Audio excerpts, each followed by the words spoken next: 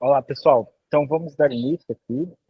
Vou apresentar o professor, monitor dessa disciplina, o Valmir Pereira. Ele tem graduação em Filosofia e História, mestrado e doutorado em Educação, e um trabalho do Franklin Gomes de Andrade, a Filosofia como Prática Emancipatória em uma Unidade Prisional Feminina.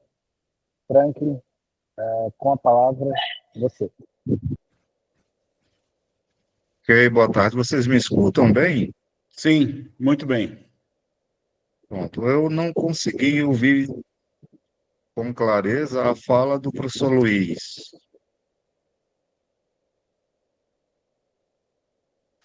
Teu som, Luiz, ele está rachado, ele está parecendo uma. Eu não sei se você veio da Boemia diretamente para cá, mas tua voz está assim, numa taquara danada, assim. Eu não sei se talvez por causa do fone de ouvido ou a distância com o aparelho, mas ele está Ok, realmente. ok. Agora vocês estão me ouvindo melhor? Agora melhorou.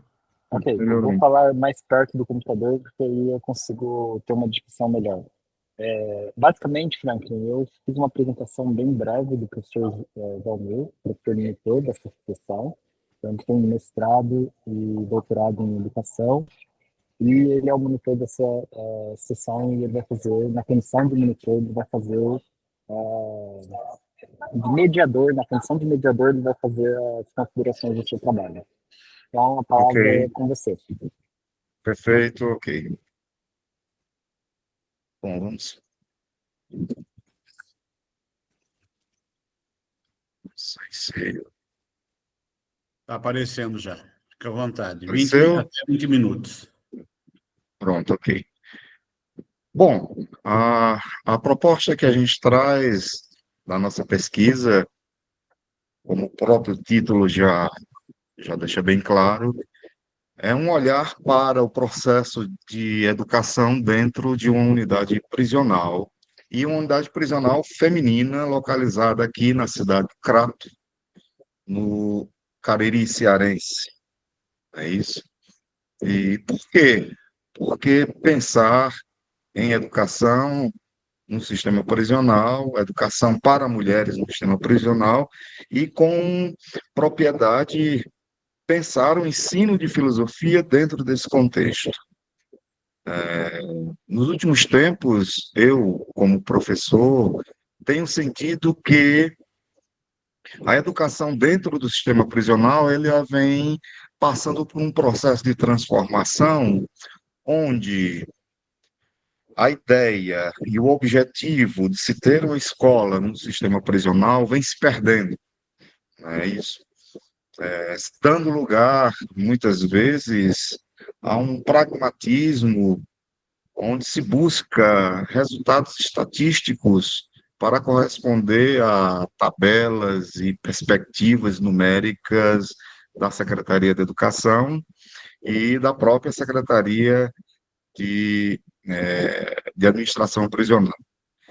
E isso se torna muito preocupante, por conta que o objetivo central do professor dentro do sistema prisional, da educação dentro do sistema prisional, ultrapassa os limites, da mera transmissão de conhecimentos, ou da perspectiva de se preparar alguém para se colocar diante de uma prova de Enem, por exemplo. A educação, ela é muito mais profunda e exige muito mais do profissional que lida dentro do sistema prisional. Dito isto, a gente pensou esse trabalho, onde a gente foca na filosofia como um espaço privilegiado para se trabalhar o objetivo real da educação dentro do sistema prisional. Espaço que garantirá às mulheres, a todas essas mulheres apenadas, a possibilidade de se enxergar como sujeitos da sua própria história, de uma forma crítica, entender o porquê desta situação a qual elas estão submetidas, não é isso? Assim, nós temos aí por tese do nosso trabalho a ideia de que A filosofia, ela tem princípio fundante de garantir a todas as alunas que ali chegam a possibilidade de encontrar um espaço de transformação pessoal, de ressocialização, onde a autonomia é algo que vai ser trabalhado, mastigado constantemente com essas mulheres, né, em estado de privação de liberdade. E a pergunta norteadora para esse nosso trabalho se dá de que modo o ensino de filosofia pode contribuir para a reintegração social plena das mulheres privadas de liberdade na unidade prisional de Crato. Por argumento, a gente coloca que, nos últimos tempos, a gente vem observando que existe um processo de retorno dessas pessoas ao sistema prisional, né? E este aumento despertou assim um questionamento profundo, o porquê dessa situação. Então, a ideia de se buscar trabalhar dentro da filosofia ou com a filosofia, entender o que está acontecendo no mundo que cerca essas pessoas, né? Por que que esse processo tem se tornado tão constante, tão contínuo assim, né?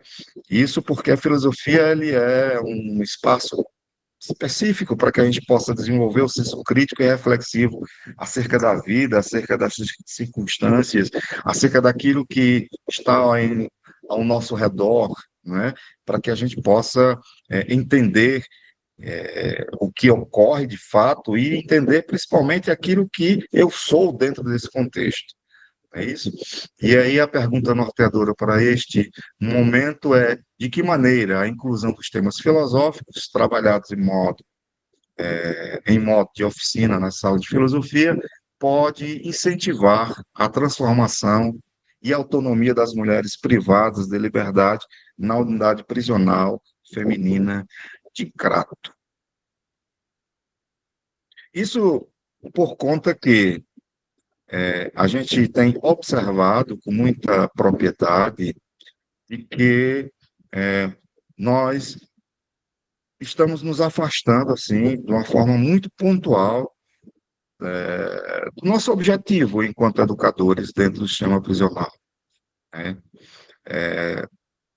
O professor ou a escola dentro do presídio, dentro da unidade prisional, ela, como já foi dito antes, ultrapassa os limites da mera construção do conhecimento, né? A sala de aula para uma pessoa privada de liberdade é espaço para respirar, para sentir cheiro, para sentir gosto, né, das coisas, coisas simples perdidas com a privação da liberdade. E isso tem se afastado, né? Exemplo muito claro é que os profissionais que hoje atuam dentro do sistema prisional, 99% deles são professores temporários, não são professores efetivos da rede do nosso Estado. Estão ali muitas vezes por extrema necessidade. Não foi uma opção. E lhes falta uma formação e uma compreensão do que é agir como professor, agir com a educação dentro do sistema prisional. E aí a consequência do nosso trabalho, ele vai buscar justamente fazer todo um processo de reflexão acerca da própria estrutura do profissional que atua na educação dentro do sistema prisional, a figura do professor de filosofia, em específico, a necessidade de uma formação continuada para que esse professor possa exercer o seu trabalho dentro do sistema prisional e, consequentemente, atingindo-se esses objetivos, propiciarmos, a partir da filosofia, a construção do conhecimento de uma forma coletiva com as alunas, sempre buscando promover para cada uma delas a autonomia e um processo de fato transformador da sua condição existencial, né? Dando para elas a consciência da necessidade constante de se cuidar de si, né? Olhar para dentro de si e diante dessas adversidades todas que estão atravessando neste momento em específico, existe a possibilidade, sim, de um retorno, de um recomeço, né, de se trilhar uma nova caminhada, um novo processo, a partir de uma consciência muito clara, muito objetiva, da sua própria existência. E aí nós temos, diante dessa proposta, uma objeção muito clara, que é que a educação e a disciplina de filosofia devem se preocupar. Isso é uma orientação que foi dada, especificamente com a transmissão de conteúdos para as internas, para as alunas, na perspectiva de prepará-las de uma forma, né, forte, uma forma consciente para as provas externas, né? O Enem, o Enseja, aqui a partir da nossa realidade. E isso despertou em mim, especificamente, um questionamento profundo, porque essa não é a única finalidade da nossa presença dentro do sistema prisional, né? Essa não pode ser a redução que é dada à presença da escola dentro do sistema prisional.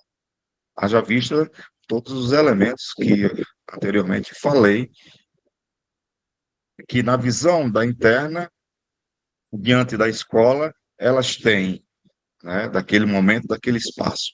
Então, é fundamental que se contraponha-se a essa perspectiva que tanto a Secretaria da Educação quanto a Secretaria da Administração Penitenciária colocam para a ação da escola dentro do sistema prisional. Então, nossa resposta a esse processo é de que a educação deve ser sempre um espaço emancipatório do indivíduo. E o ensino de filosofia no sistema prisional deve ser espaço para esta emancipação das alunas privadas de liberdade, onde a reflexão, a crítica e a construção do conhecimento estejam sempre voltadas para a validação do processo de ressocialização, para que elas possam, de fato, assumirem o compromisso de voltar à sociedade com essa perspectiva de se enxergar a partir de outros olhos, compreendendo-se a necessidade de cuidar sempre de si, para que possam viver de forma positiva diante da sociedade. E para isso nós desenvolvemos a ideia de trabalharmos os temas filosóficos, ou os recortes temporais da filosofia dentro das oficinas, onde nós vamos ter um texto do filósofo, de um determinado filósofo ou filósofa. Esse texto será lido, vamos procurar, de uma forma coletiva, entender o objetivo daquele texto, contextualizar o filósofo em seu tempo, entender a mensagem do texto, trazer para a nossa realidade, posteriormente, reconstruir esse texto a partir da nossa própria realidade e externarmos essa compreensão através de algo concreto que vamos elaborar dentro da sala de aula, né? A aula de filosofia. Então, por definição da nossa pesquisa, a gente coloca em consonância a Paulo Freire, a pessoa privada de liberdade ainda dispõe de um futuro a ser construído, em que cada dia é uma possibilidade, que aprender, crescer e sonhar, portanto, as ações e oportunidades de hoje terão potencial para mudar o amanhã, dentro e fora dos presídios. Assim, a implementação de temas filosóficos como prática do ensino de filosofia tem por objetivo incentivar o pensamento crítico e reflexivo acerca da vida, da autonomia e contextos sociais das alunas privadas de liberdade, buscando ser alternativa para a ressocialização e recuperação da dignidade humana dessas mulheres, onde a filosofia atrela o campo conceitual e teórico às vivências e desafios empreendidos na liberdade, na realidade prisional. Então, o suposto desse objetivo e da nossa pesquisa, se tratando do encarceramento feminino, é preciso analisar os fatores que levam as mulheres ao sistema prisional, segundo o Levantamento Nacional de Informação, né, do Infopem, a maioria dos casos são relacionados a crimes de tráfico de drogas ou associação para o tráfico. Além disso, menos de 70% das mulheres condenadas cumprem, em média, 8 anos de pena. Isso no Brasil. É perceptível que, além dos desafios impostos à figura feminina nesse contexto, ainda se observa que a criminalidade feminina é percebida de forma diferente da masculina diante da punição estatal. Então, trazer todas essas reflexões para que a gente possa, de fato, propiciar às alunas a compreensão da sua própria realidade, seus próprios conceitos, na sua própria constituição de ser. Dessa maneira, vislumbra-se no ensino dos conceitos filosóficos, de forma aplicada, uma proposta de ressocialização, emancipação e humanização do ser, considerando que o pensamento filosófico conduz o indivíduo a uma busca crítica sobre a realidade que o cerca. Em conformidade com o pensamento de Freire, o ato de educar exige disposição para o debate, principalmente num contexto marcado por tensões. O diálogo é essencial para a construção do conhecimento, considerando que permite ao envolvido uma reflexão da realidade social que o cerca. E esta é a minha apresentação para vocês.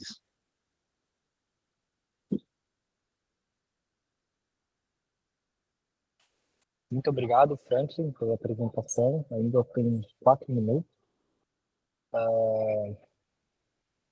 Como na sequência aqui, eu tenho na minha listagem seria a Maria Mirandella, só que a única que está presente é a Elisângela Marques.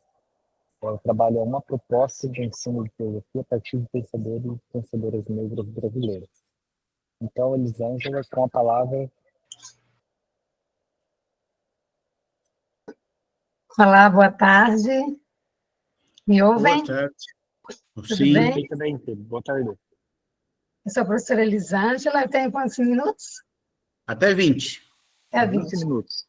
Ok. Eu sou a professora Elisângela, aqui da cidade de Alta Floresta, Mato Grosso. Sou professora de filosofia na Escola Estadual Militar Tenente Coronel Evandro Dias de Souza. E o tema da minha apresentação, né, como já foi exposto aqui, é uma proposta de ensino de filosofia a partir de pensadoras negras brasileiras. Eu vou compartilhar aqui, tá? A apresentação.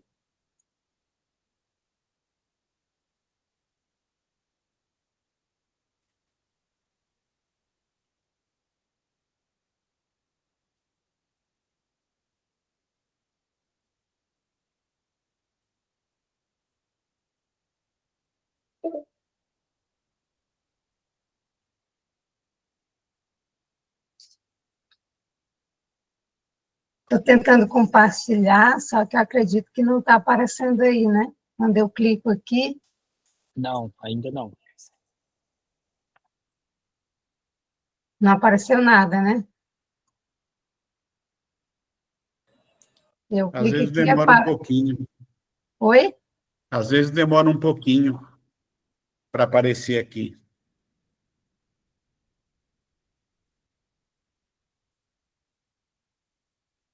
Vai repetindo o processo. Eu Professora estou Elisângela, repetindo. Oi. no último caso, você poderia mandar para o e-mail e eu apresento aqui para você. Eu posso apresentar também sem projetar, tá? Que eu acredito que está falando aqui que o precisa de permissão, eu já dei, não está apresentando, né? Mas para ganhar tempo, posso apresentar também sem a projeção, tudo bem? Ok? Beleza, beleza. Então tá, obrigada. Vou abrir aqui no meu celular. Então, a minha pesquisa é sobre uma proposta de ensino de filosofia a partir de pensadoras negras brasileiras. Aí eu trabalho com Lélia Gonzalez e alguns conceitos, né? No caso da Lélia, eu trabalho com o conceito de americanidade, com a Beatriz, conceito de quilombo, com a Sueli Carneiro, dispositivo de racialidade, com a Djamila Ribeiro, lugar de fala.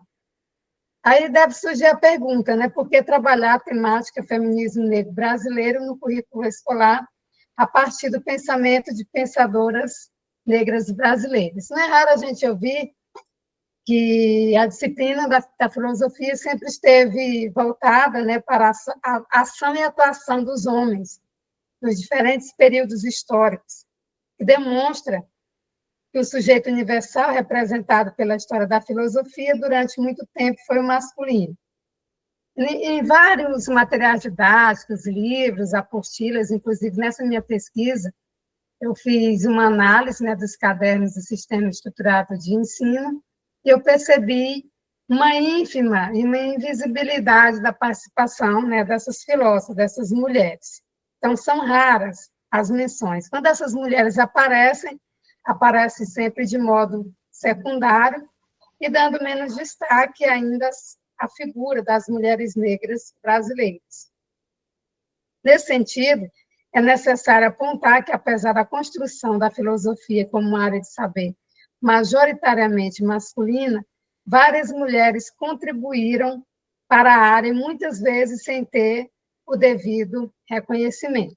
Qual que é o objetivo da pesquisa? O objetivo geral: elaborar material didático que possa contribuir e dar sustentação teórica para a produção de um caderno pedagógico com textos e biografias de mulheres negras, buscando despertar ainda mais o interesse e a participação dos estudantes nas aulas, apresentando a diversidade existente da produção do pensamento negro brasileiro, a fim de ampliar o protagonismo feminino relativo ao saber filosófico, que, na maioria das vezes, é priorizado como majoritariamente masculino. Então, ao final dessa pesquisa, que funcionou com oficinas, né, durante 2 bimestres, o resultado foi um caderno pedagógico com o tema Feminismo Negro Brasileiro, onde eu trago ali os conceitos principais de cada uma dessas 4 filósofas que eu mencionei, né, Lélia Gonzalez, a Beatriz Nascimento, a Sueli Carneiro e a Djamila. Trago os conceitos, trago algumas questões, né, que os alunos trabalharam durante essas oficinas e depois foi transformado em um caderno pedagógico. Na sequência, o objetivo específico foi trabalhar o feminismo negro brasileiro no currículo escolar, a filosofia das mulheres pensadoras negras brasileiras, e introduzir um ensino de filosofia antirracista e antissexista em sala de aula, mostrando a sua importância para a busca da igualdade social. Durante a análise, né, que nós fizemos desses cadernos, a gente via muitas outras filósofas, né, filósofas alemães, filósofas brancas, até a própria filósofa brasileira Marilena Chauí, que recentemente ela foi considerada, né, como negra pela USP, mas ela mesma não se titula, né, não se reconhece como negra, então acredito que a produção desse caderno ela foi muito importante, porque para trabalhar essa filosofia antirracista e antissexista. Qual que é a justificativa? A maioria dos materiais que nós observamos, né, em sala de aula ainda segue essa vertente da história da filosofia tradicional. Então, nós devemos concordar que seguir reproduzindo histórias da filosofia sem mulheres contribui para a crença geral de que elas não existiram ou não foram relevantes, e, portanto, o desafio é buscar contar outras histórias. Dessa forma, o presente projeto de pesquisa busca refletir sobre uma proposta de ensino a partir da biografia e textos de mulheres negras brasileiras. Qual foi a base teórica? Para tratar das problemáticas relacionadas à questão de escrever sobre o feminismo negro brasileiro e as formas como as mulheres pensadoras negras brasileiras foram, durante muito tempo, e ainda são retratadas na história da filosofia, é importante que se leve em consideração as obras e discussões desenvolvidas por aquelas que são consideradas pioneiras no assunto, como Lélia, Sueli, Beatriz e Djamila, que irão discorrer, dentre tantos outros temas, sobre os porquês e as dificuldades que surgem quando se propõe a escrever uma história das mulheres pensadoras negras brasileiras. Então, a gente ainda percebe que ainda há uma barreira muito grande, que ainda precisa haver uma mudança, né, nesses objetos de conhecimentos, que são os antigos conteúdos, até nas próprias universidades, né? Ainda é muito tímida o trabalhar das mulheres na filosofia, principalmente as mulheres negras. Qual que foi a nossa metodologia? Então, foram disponibilizados para os estudantes textos de pensadoras negras brasileiras a serem trabalhados em oficinas de leitura com a temática feminismo negro brasileiro. Para o desenvolvimento das oficinas, foram realizadas aulas expositivas dialogadas, com uma introdução inicial sobre o que é o feminismo negro brasileiro, e, na sequência, um breve contexto histórico do feminismo negro no Brasil. Os encontros das oficinas de leitura aconteceram durante 2 bimestres na Escola Estadual Tenente Coronel Evandro Dias de Souza, aqui na cidade de Alta Floresta. Quais foram os resultados esperados da pesquisa? Promover uma reflexão sobre o feminismo negro no Brasil, visando realizar contribuições significativas para o enfrentamento da violência de gênero, raça, através da realização de oficinas com textos de pensadoras negras brasileiras. Referência: Sueli Carneiro, Dispositivo de Racialidade; Lélia Gonzalez, A Categoria Político-Cultural da Americanidade; Beatriz Nascimento, Historiografia do Quilombo; e Djamila Ribeiro, Lugar de Fala. Então, com essa pesquisa, nós percebemos, né, durante a aplicação das oficinas, que ainda entre os estudantes há uma grande admiração, que foi o cerne principal, né, a pergunta principal que eles me faziam, é se existiam mulheres filósofas, e se elas existiam, né, por que elas não eram lembradas, por que nas produções dos materiais, tanto das apostilas quanto dos livros, elas não apareciam. E aí, diante dessas indagações, surgiu, né, dentro desse contexto, a minha iniciativa de preparar um material, um caderno, uma pesquisa, e durante mais de um ano a gente ficou, né, fazendo a pesquisa, né, que ela é fruto também de dissertação de mestrado, na UFMT, eu vou defender ainda agora em setembro. Todo esse entrave, né, para se trabalhar, para se divulgar essas pesquisas com temáticas de mulheres, e eu acredito que é uma grande contribuição, um grande avanço, né? Nós temos trabalhado isso, e eles ficaram felizes. Em breve esse material ele vai estar disponível, né, que vai ser socializado entre estudantes, entre professores aqui em Mato Grosso. E o nosso objetivo é esse, dar visibilidade a essas mulheres que, na grande maioria das vezes, são silenciadas, apagadas, né, e invisibilizadas. Ok? Essa é a minha apresentação. Muito obrigado, Elisângela. E obrigado, Franklin, pelas apresentações. E o grupo para hoje é formado por 5 apresentações. Entretanto, 3 não estão aqui até o momento, então a gente pode abrir agora para fazer aí uma troca a partir daquilo que vocês apresentaram, né? Eu já gostaria de entrar na questão para a gente ir pensando algumas questões. Eu começaria no diálogo aí com Franklin, especialmente, e com os demais na sala, mapeando uma questão bastante interessante, né? O lugar da pesquisa dentro do sistema prisional, às vezes leva, né, essa forma como a escola e a educação está organizada, é sempre preparando alguém para o exercício de algo, né? Ou prepara para o Enem, ou prepara para o trabalho, ou prepara para, né? Então, é um treinamento para uma execução posterior, mas não pensa o ser humano, né? Ou seja, um conjunto de conhecimentos para tornar o ser humano melhor do que ele é, né? Não está voltado para agregar valores para que eu possa ser melhor, mas é um treinamento para entrar em campo, ser ótimo no Enem, conseguir um emprego, sempre treinar para, né? E os cursos de graduação, com o perdão de todas as palavras e o meu exagero, ele é um treinamento também para o exercício profissional, né? Então, a gente acaba desenvolvendo um conjunto de técnicas para o exercício docente, né? Então, diferentes metodologias, processos didáticos, são técnicas, né? Para a gente, depois, em campo, poder atuar e etc. e tal. E eu achei bastante interessante essa sua pesquisa, porque ela toca, né, nessa ferida, né?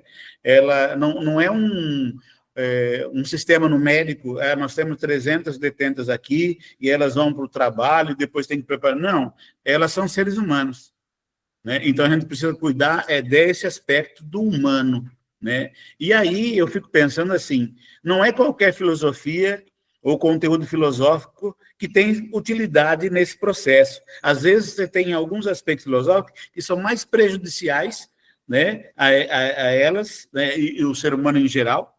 Essa filosofia ocidentalizada, branca, né, exclusiva, excludente, racista, e se você pegar o marco da etnia que está presa, ela pode causar um caos maior do que um benefício, dependendo da escolha do texto, dos autores e das autoras que você escolhe trabalhar. Então, uma filosofia que pode falar desde o chão, né, o território em questão, ela pode ter muito mais uma ligação com uma filosofia fora do Ocidente, mais da América Latina, mais afro-brasileira, mais indígena, mais pé no chão, do que algo importado, né, que pode ter causado e sustenta as desigualdades do capitalismo, etc. e tal, né?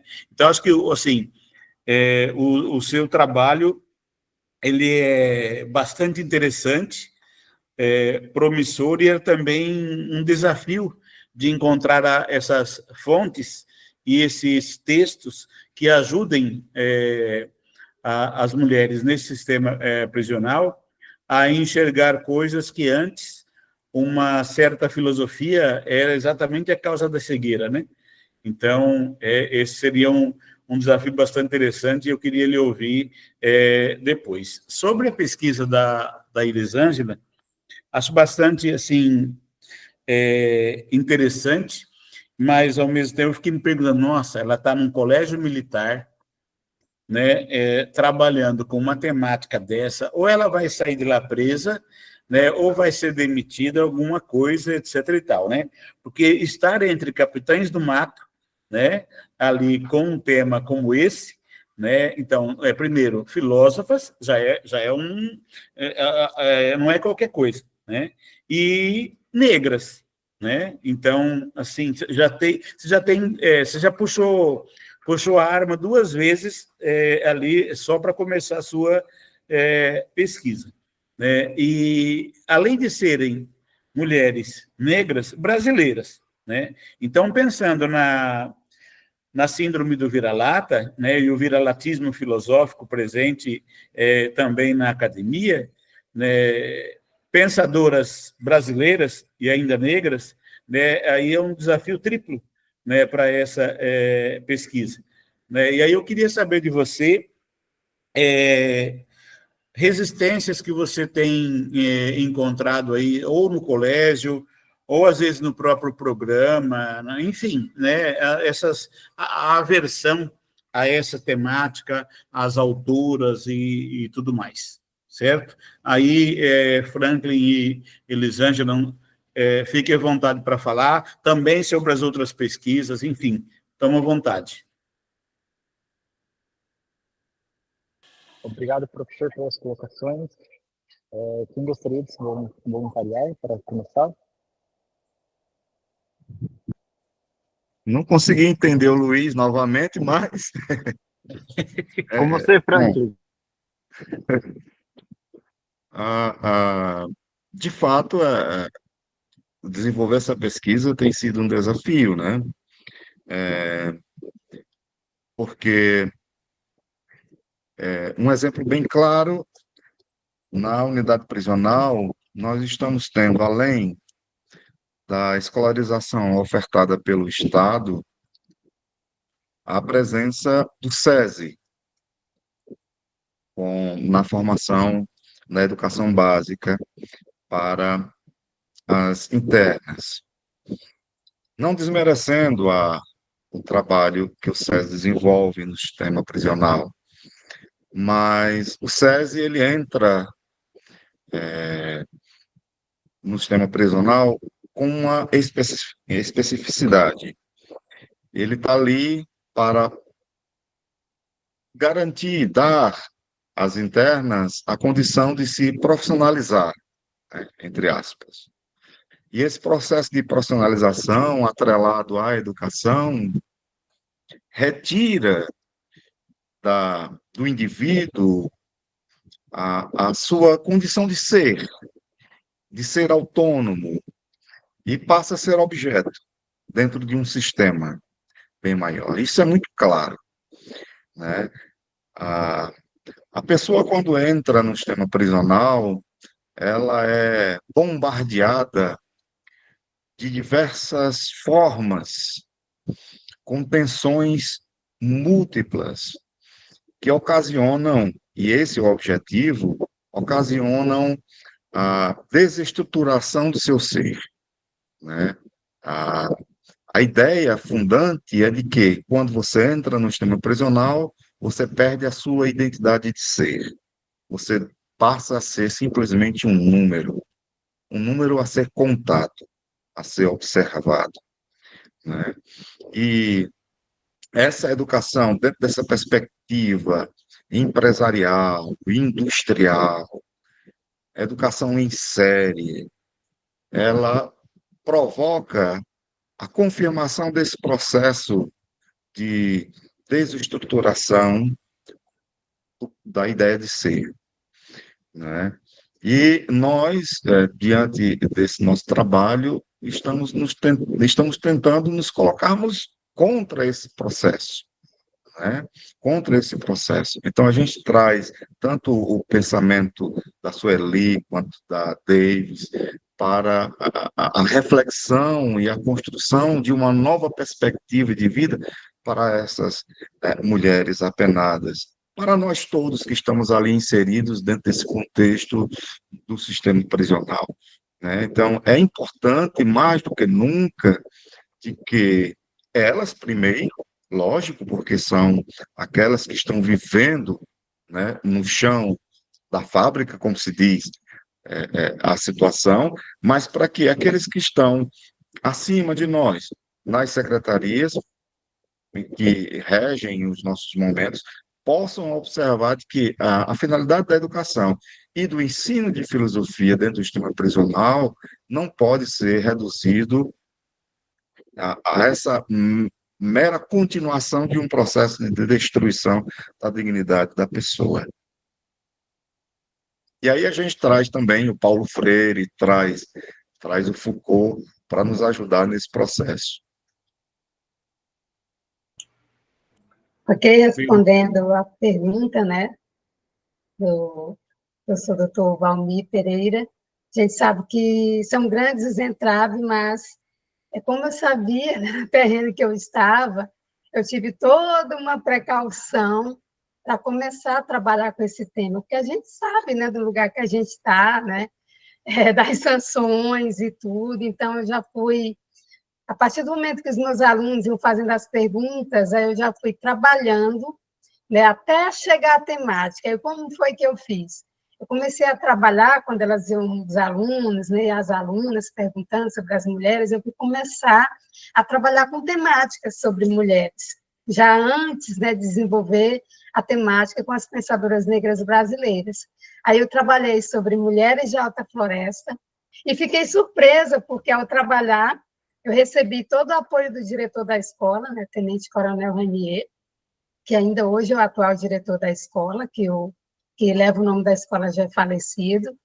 E aí o que me surpreendeu é que ele propôs uma roda de conversa na Uniflor, e aí nós convocamos 10 mulheres influentes em várias áreas aqui, né, da cidade, na arte, na cultura, na política, e essas mulheres elas foram homenageadas, certificadas. Depois eu comecei a trabalhar com as mulheres de Mato Grosso, mulheres influentes. Aí quando eu já vi que o terreno estava bem, né, preparado, aí eu comecei a trabalhar com a temática. Dentro da escola em si, por já usar essa estratégia, eu não enfrentei nenhuma resistência, mas em outros âmbitos, sim. A gente sabe que a discriminação é grande contra as mulheres, né, o preconceito, e ainda mais o racismo, né, a mulher negra, nesse sentido. Mas, por incrível que pareça, tá, professor Dr. Valmir, essa foi a exceção da regra, eu recebi todo apoio, porque eu fui muito cautelosa, sabe? Eu acredito que dessa forma a gente consegue, né, o respeito e consegue agregar, não dividir. Ótimo, muito bem. Bom, Franklin e Elisângela, além de vocês responderam, mas vocês querem colocar alguma outra questão dentro desse debate antes da gente abrir a palavra para a professora Maria Luísa, porque ela tem a apresentação dela depois? Acredito que pode prosseguir, né, Fran? Então, beleza. Então, vai lá, Luiz. Bom, a professora Maria Luísa Mirandela Rose vai apresentar o trabalho Ensino de Filosofia e Filósofos na Antiguidade Clássica. Até 20 minutos, professora.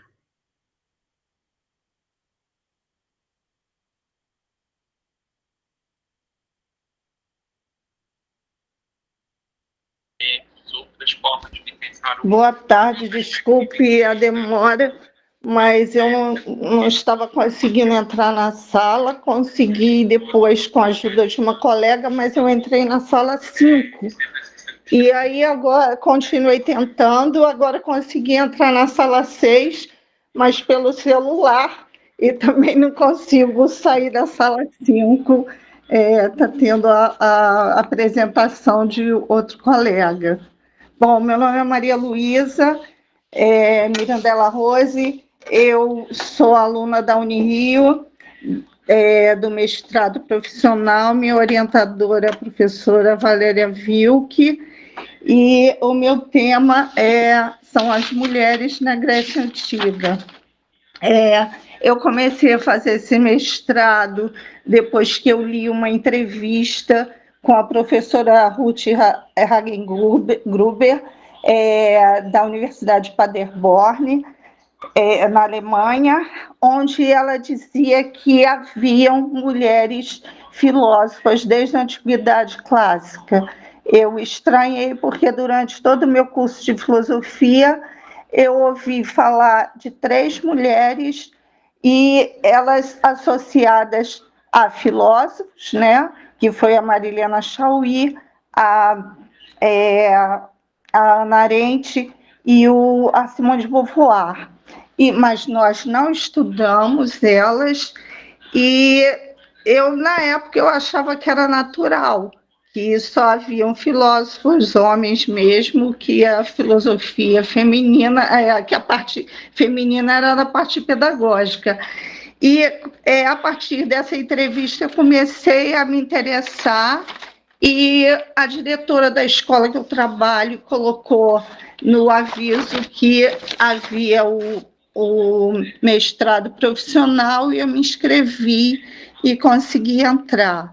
A minha pesquisa é sobre as filósofas na Grécia Antiga, e a filósofa que eu escolhi 3 filósofas, 3 pensadoras, que foi a Safo de Lesbos, a Diotima de Mantineia e a Aspásia de Mileto. E esse trabalho de hoje é mais concentrado na Aspásia de Mileto, por causa das pesquisas que eu fiz sobre elas três, a condição de etaira, que seria cortesã ou prostituta, da Aspásia, né?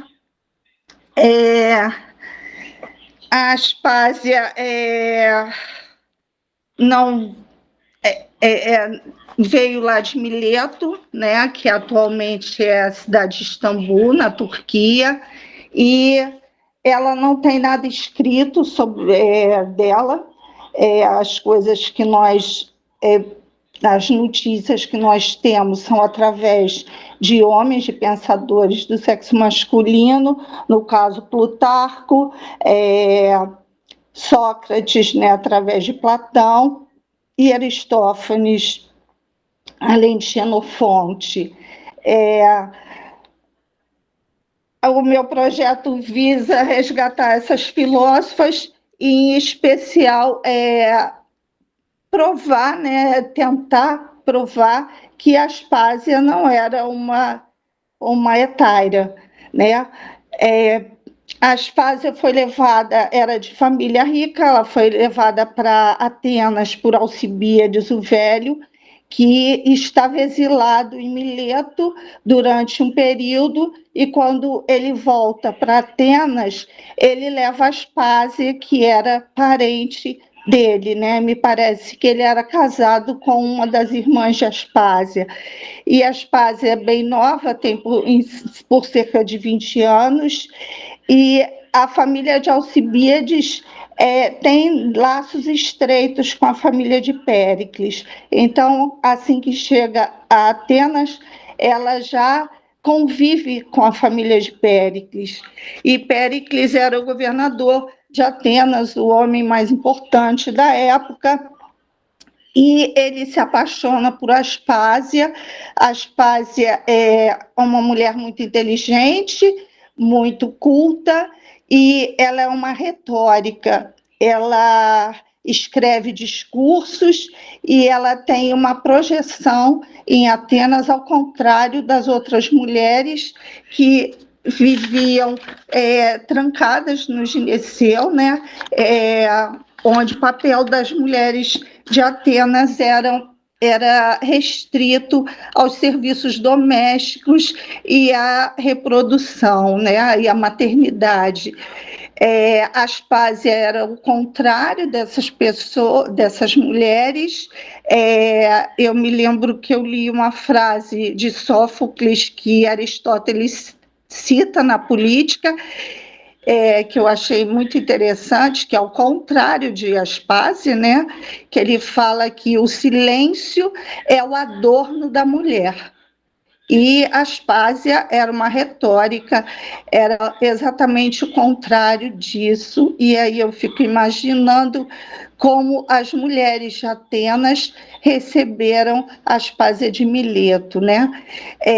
As mulheres de Atenas não tinham direito nem a um túmulo, apenas se elas morressem no parto, aí elas eram homenageadas, ao contrário dos homens, que tinham direito a um túmulo, a homenagens e ao discurso fúnebre, que, aliás, a Aspásia era especialista e Platão até associa um discurso atribuído a Péricles, que era de autoria de Aspásia. Tem um livro de Platão, o Menexo, no que Sócrates elogia muito Aspásia e a apresenta como sua professora de retórica. Nos livros escritos por esses filósofos antigos, Xenofonte e Platão, ele apresenta Aspásia como professora de economia doméstica, professora de retórica de Sócrates e de Péricles também, e Xenofonte também levava a esposa para ter aulas de economia doméstica, ela dava conselhos matrimoniais aos casais, e, apesar disso, em livros atuais, de autores atuais, vários livros continuam atribuindo o papel de prostituta a Aspásia de Mileto, e eu fico pensando a sociedade grega da época, principalmente em Atenas, que era uma sociedade misógina e machista, eles aceitavam o concubinato junto com o casamento. Então, vários maridos tinham a esposa e a concubina, e Péricles não precisava ter se divorciado da primeira esposa, se a Aspásia, como diz em muitos livros, era a concubina dele, porque ele se separou, ele se divorciou da primeira esposa, inclusive ele arruma um outro marido para ela, para se casar com Aspásia. Então, eu acredito que ele tenha se casado com ela mesmo, e eles tiveram um filho, que é Péricles o Jovem, e esse filho, inclusive, apesar dos estrangeiros não terem a cidadania ateniense, esse filho conseguiu a cidadania ateniense. Bom, o Péricles era um homem muito importante lá em Atenas. Ele tinha muitos inimigos políticos, ele viveu na Era de Ouro de Atenas, e entre esses inimigos políticos estava Aristófanes, que escreve um livro, uma peça, associando a Aspásia à prostituição. E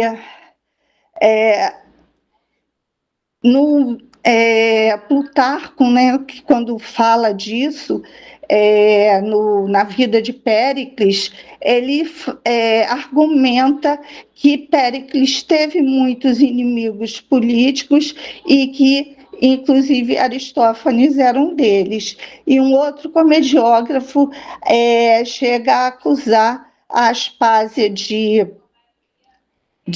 impiedade, que era um crime grave em Atenas, o mesmo crime que foi imputado a Sócrates, e a punição era a pena de morte, e Plutarco nos fala que Péricles pede por Aspásia, apela aos juízes para que ela não seja condenada, e, inclusive, ele chora diante dos juízes e Aspásia é absolvida. Bom, ela foi muito difamada na polis. O Péricles morre mais tarde devido a uma peste que assola Atenas. Mais tarde, o próprio filho dele com Aspásia, o Péricles Jovem, também morre devido a essa peste. E aí Aspásia se casa novamente, e eu acredito porque naquela época uma mulher não podia viver sozinha, inclusive no caso dela, que era discriminada por ser uma estrangeira, apesar de grega, porque Mileto fazia parte da Grécia, né? Mas em Atenas eles discriminavam quem não fosse ateniense legítimo, e inclusive por causa de uma lei que o próprio Péricles fez, proibindo os casamentos de atenienses com pessoas estrangeiras. E aí por isso que algumas pessoas contestam esse casamento dele com Aspásia, mas se ele era o líder político e ele que fez essa lei, eu acho que ele provavelmente pode ter aberto uma brecha para poder se casar com Aspásia. eu fiz umas pesquisas sobre essa questão dela ser considerada uma prostituta e ser atacada por alguns escritores lá de Atenas, e a maioria confirma que ela era uma etária, mas eu encontrei uma professora de uma universidade americana chamada Rebecca Kennedy, que ela pesquisou sobre isso, ela foi à Grécia, ela fez muitos trabalhos sobre isso, e ela também discorda, ela diz que a palavra etária, o significado mudou, de um tempo para o outro muda, e ela não acha que a Aspásia era uma prostituta, né? A minha tese vai ser baseada em hipóteses, já que não tem nenhum escrito ali delas. E é isso, não sei se eu falei muito pouco, mas eu já estou tensa, porque eu não consegui entrar, eu achei que eu não ia conseguir, não sei se... Tudo Eu bem, Maria anotei Luísa. várias coisas aqui, mas eu... até tem uma frase que eu anotei, da Clarice Lispector, que eu achei interessante, que ela fala sobre perdi muito tempo até aprender que não se guarda as palavras, ou você as fala ou escreve, ou elas te sufocam. E eu fico imaginando aquelas mulheres em Atenas, silenciadas, e vendo Aspásia fazendo discursos e dando aula para os homens, cercadas de homens. Por isso eu acho que é uma fama dela, porque na maioria dos casos eram os homens que estudavam retórica com ela.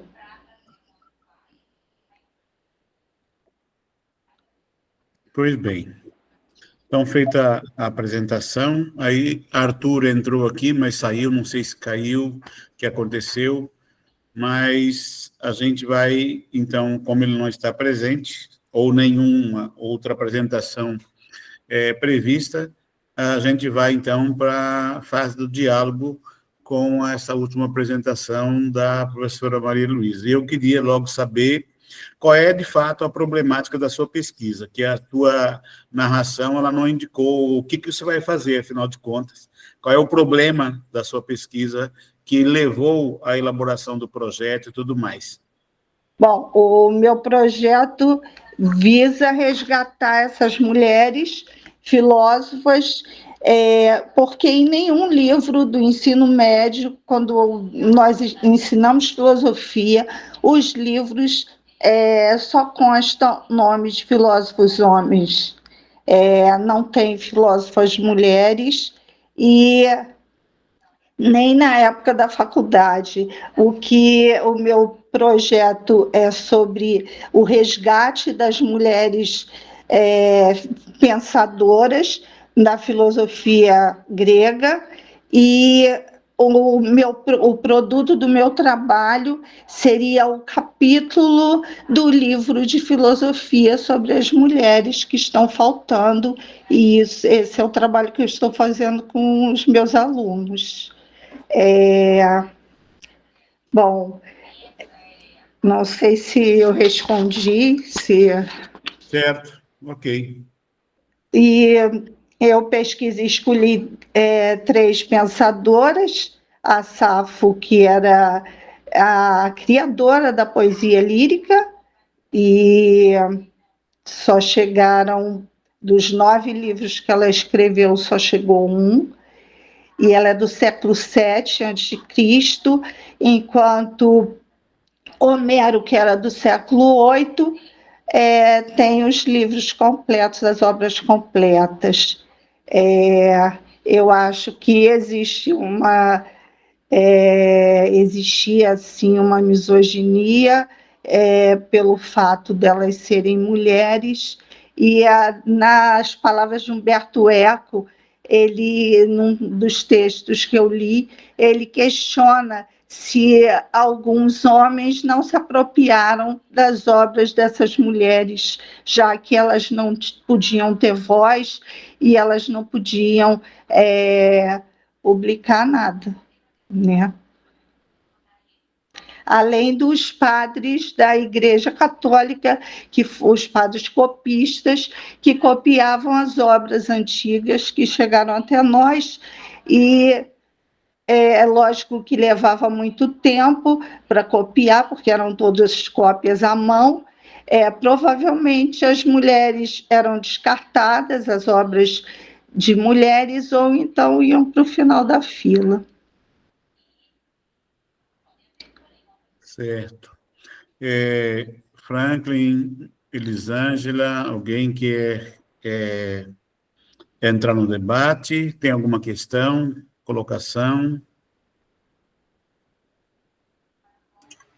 Acredito que o problema da pesquisa dela se assemelha um pouco, né, com a minha, porque eu também busco dar visibilidade às mulheres, só que a minha é pensadoras negras brasileiras, né? Filósofas negras brasileiras. Você já pega as filósofas da Grécia Antiga, e aí você também aponta a invisibilidade, né, das produções dessas pensadoras, dessas mulheres, na história da filosofia, né? Acredito que se assemelha um pouco dentro do sentido de resgatar a valorização, a contribuição, né, do pensamento dessas mulheres para a história da filosofia. E o interessante também é que o negar não é suficiente, né? Precisa se desqualificar, né? Dá Sim. uma qualidade negativa à pensadora filósofa. Acho que isso é muito interessante. Eu também fiquei muito impactada, inclusive no caso da Safo de Lesbos, que tinha uma escola para meninas que preparava as meninas ricas, lógico, para o casamento com os guerreiros e os jovens de famílias ricas. Eu vi um poeta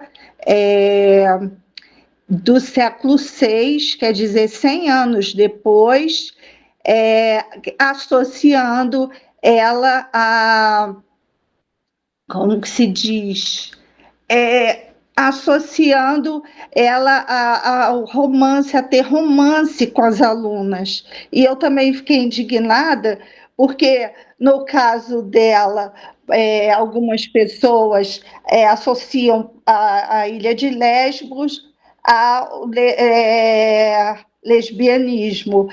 E, no caso de Safo, foi casada, teve uma filha e se matou porque se apaixonou, ficou viúva, se apaixonou por um rapaz que não gostava dela e ela se joga no mar. E, no caso dela, dessa situação, ela podia ser lésbica também, mas ela era uma pedagoga, ela era uma educadora. A escola dela era para educar as meninas, independente da direção sexual dela, né? Não é o fato da pessoa ser hétero ou homossexual que vai ter relacionamento com os alunos, com as alunas. Eu achei que esse poeta devia ser um poeta medíocre, que estava competindo com uma mulher que já tinha morrido há 100 anos antes dele existir, talvez porque a produção literária dela fosse melhor que a dele, não sei, porque isso é tudo baseado em hipóteses, né? Muito bem. E a Diotima é que a gente sabe menos, porque algumas pessoas questionam se ela não era uma personagem criada por Platão, porque se tratava de uma sacerdotisa que foi a Atenas por causa da peste e conseguiu adiar com as rezas a peste durante 10 anos. E foi quem ensinou sobre Eros a Sócrates. Platão acho que teve mais personagem criado do que Chico Anísio, né? Porque a produção ali é grande, é grande, é grande, é grande. Bom, Luiz, acho que É isso, pessoal. Foram essas 3 apresentações de hoje. Muito obrigado pela participação. Essa gravação vai estar disponível no canal do YouTube do evento. E eu acho que é isso. beleza, então a gente agradece aí a contribuição e a produção de vocês, espera a conclusão do trabalho para que a gente possa ler os detalhes, né, dessa rica produção para dar mais consistência, né, à categoria ensino de filosofia, né, junto à consistência também resistência, e que possa ser um instrumento de transformação na vida de muita gente, assim como da educação. Forte e carinhoso abraço para vocês, até breve. Tá, Tchau, obrigada. tchau. Tchau, boa tarde. Tchau, gratidão. Tchau.